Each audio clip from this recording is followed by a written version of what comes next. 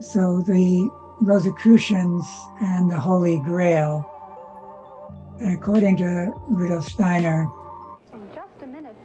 the Gospel of John, the mystery of humanity's higher self, was prepared through the Rosicrucian stream and symbolized by the Holy Grail. The Grail became the vessel safeguarding the reborn divine human essence revealed through Christ. Quote, in the Grail lives the ego, which is united with the eternal and the immortal. The Rosy Cross and the Holy Grail represent the same mystery, the rebirth of the higher human self through Christ. As roses spring from the wood of the Black Cross, so the immortal self arises from the transformation of earthly existence. That's from Rudolf Steiner's Gospel of St. John, given in 1909. So the last time I kind of ended with this slide, which is one of the 7 Rosicrucian seals, the last of them, and it's referred to as the mystery of the Grail. And it has in the bottom of the seal a kind of clear crystal cube.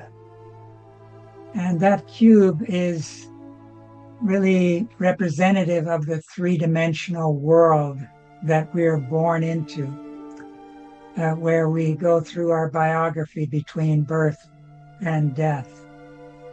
The world that we experience within the 3 dimensions. And there are the tails of serpents, 2 serpents that touch the surfaces, the outer surfaces of this cube. So in order to bring about this 3-dimensional space, the Luciferic forces were a necessary part of that creation. Lucifer, in his pride, who was connected with Venus, the planet sphere of Venus, rebelled, and that brought about a battle in heaven where Lucifer was cast down to the earth, and that awakened human intelligence in the head. He was cast by Michael into the human head. So our thinking is to begin with Luciferic. And Lucifer also penetrates our heart forces and brings about selfishness and the like. But through purifying the soul, which is related to this serpent's rising up in the middle of this seal, and then there's kind of a breath, a sublimation of the Luciferic that rises up like a spiral out of the mouths of the serpent. This is kind of the redemptive deed of the Christ. So with this goes in Christo morimur. On Golgotha, Lucifer was redeemed and then became the mediator of the Pentecost event that took place 50 days later. He's living in those flames that rise above the heads of the disciples, which I spoke of last time. So this in Christo morimur leads to the redemption of Lucifer. That doesn't mean the Luciferic angels that overlight us as individuals, which we have to individually redeem. This is something that was done as an archetypal deed on behalf of humanity that we can draw on and imitate.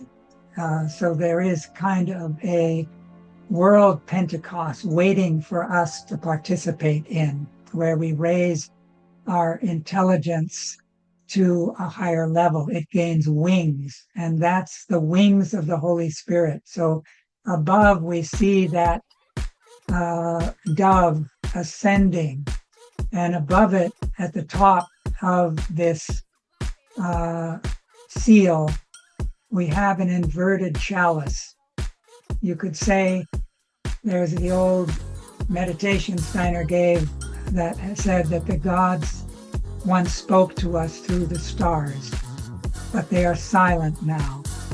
And the beings who are behind the stars, we have to lift the veil of Isis, which her garment is the tapestry of the stars, in order to bear witness to the Isis Sophia mysteries. So the Old Testament reflects the age of the Father, the New Testament, the age of the Son. The Pentecost event, it prefigures the age of the Holy Spirit. And so this ascending dove is then equivalent to a human being, in this case through the Christ, speaking through the Holy Spirit. That is then the Logos descended to the earth. And in order for something new to come into human evolution, some being has to first embody it. So that deed of Christ is implanted in the evolutionary development of humanity that we can now individually draw on. So once again, the stars can speak to human beings. Rudolf Steiner, at his last Pentecost time, in a conversation with Countess Kaiserling, she asked about the Grail and its connection to the New Jerusalem. And she asked, is this the same temple, edifice, sacred building, or city? And he said that the Grail Castle is where it is now in its becoming.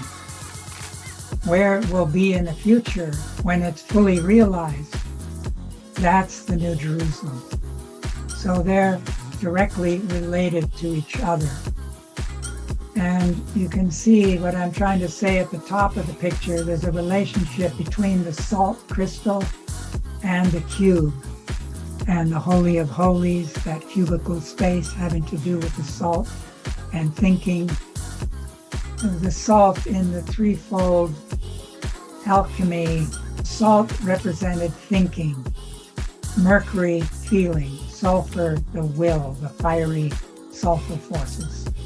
And Christ in the Sermon on the Mount uttered the words, ye are the salt of the earth, ye are the thinking of the earth.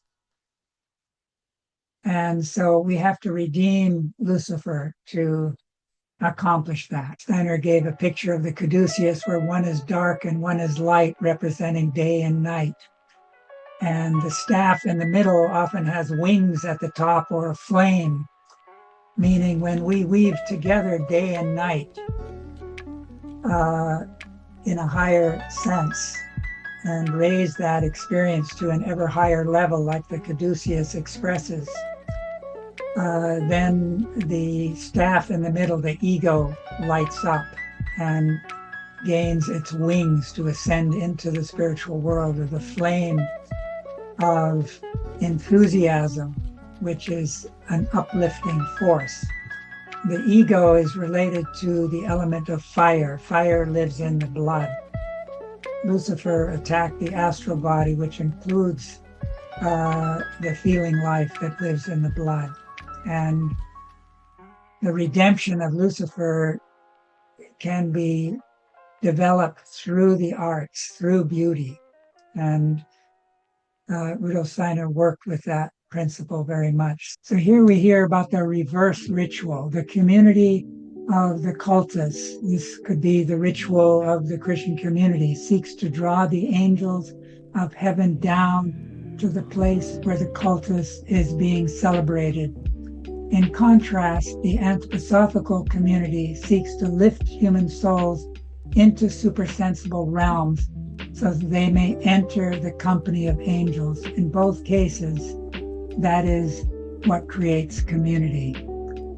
The Grail path leads not merely to individual enlightenment, but to the formation of a new spiritual community united through freedom, love, and conscious participation in the supersensible world. The mission is to fashion, co-create the New Jerusalem, the golden city. And so you have, when you bring about a balance of thinking, feeling, and willing, then love is born. We then are able to build this lower triangle that is a base, and the higher triangle then comes to meet it. And out of that union of the threefold divine with the threefold human rising up to unite with it in communion, Steiner speaks of this hexagonal form as the symbol of the Holy Grail. So here I'm trying to show how this arises through a coming together of Cain, which builds the lower triangle in the human sense, and the Abel stream. So the Cain stream, which includes Hiram Abiff, who reincarnated as Christian Rosenkreuz. He's the master of the Tao force, the renewal of the word, the micrologos. Those Cain forces can become like a pyramidic base for an inverted pyramidic chalice that comes to meet it from above through that which is mediated by the Abel stream. When Lazarus was raised from the dead, the beheaded John the Baptist, who had been in the spiritual world and overlighted the disciples, was drawn into a communion with this beloved disciple, with this Lazarus John, who's the writer, together then with this communion with John the Baptist. They together become the beloved disciple who wrote the Gospel of John, the book of Revelation. And in a conversation with Albert Stephan, Steiner indicated that the first part of the Gospel of John up through the 11th chapter was really the inspiration of this John the Baptist, who had been Elijah, who later appears as the painter Raphael, who gives rise to beauty in his art, this redemption of Lucifer, and finally the wise sage Novalis. These all died young and have a special relationship to the Sophia, the wisdom in the heavens, which has to do with the mystery of water, and the Cain stream with the mystery of fire. And the trumpets, the last of them, lead over from earth evolution to the New Jerusalem, the golden city, with a pralaya in between, which is like a cosmic death. And he said at the year 2000, the seventh trumpet would be sounding. So that's the period we're in right now. The seventh trumpet is sounding. And the three last trumpets are called the three woes. So they're very powerful trials that humanity is passing through. And he says in the lower part of this quote here that is in one of the Karma lectures, that when you look into the spiritual world with the eyes of the seer, you can see some human soul ascending and others descending. And the tragedy of it is that not just are we who are hopefully ascending giving something to our angel through this new connection to the spiritual world, those who neglect to raise their consciousness upward, but instead embrace materialism and the Ahrimanic and Luciferic forces that are turned to the eighth sphere, that those souls are actually pulling their angel down with them. So this is part of the tragedy of the times we live in. And in this collective initiation of humanity, which in this picture, which is taken from, it's the fourth seal having to do with the whole earth, the pillar of Yachin and Boaz that occur at Solomon's temple. Later, on the water where the pillar on the left is and the dry land, in the 13th chapter, you have the beast with the 7 heads and 10 horns. The astral ocean on the left arises as the Luciferic temptation that would lead us back to the 7 root races at a time when we're meant to evolve this new community beyond race and blood. And on the right, you have the 2-horned beast that arises out of the dry land. So these are the 2 beasts that we have to keep in balance by passing through between the pillars in the middle into the temple.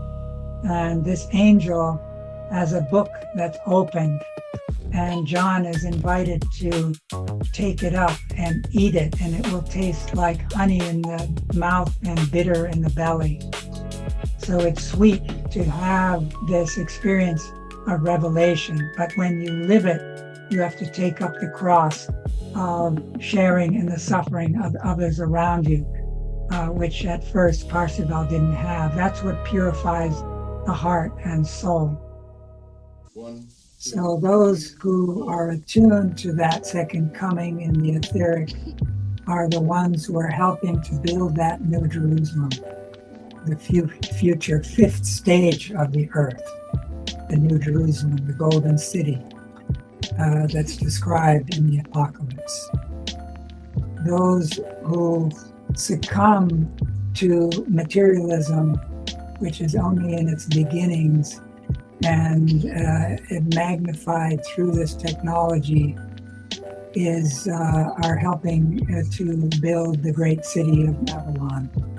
And the New Jerusalem is ensouled by the woman standing on the moon, crowned with the stars, clothed with the sun, that those human beings who are striving in that direction look up to as the archetype of their soul. Spirit self, Manas, is a communion with that being who becomes the bride of the Lamb. The Grail is the soul transformed into a chalice for the higher self. In order to have the human body serve its higher function of being the vessel for the higher ego, quote, I should form myself into a chalice that can receive this higher self.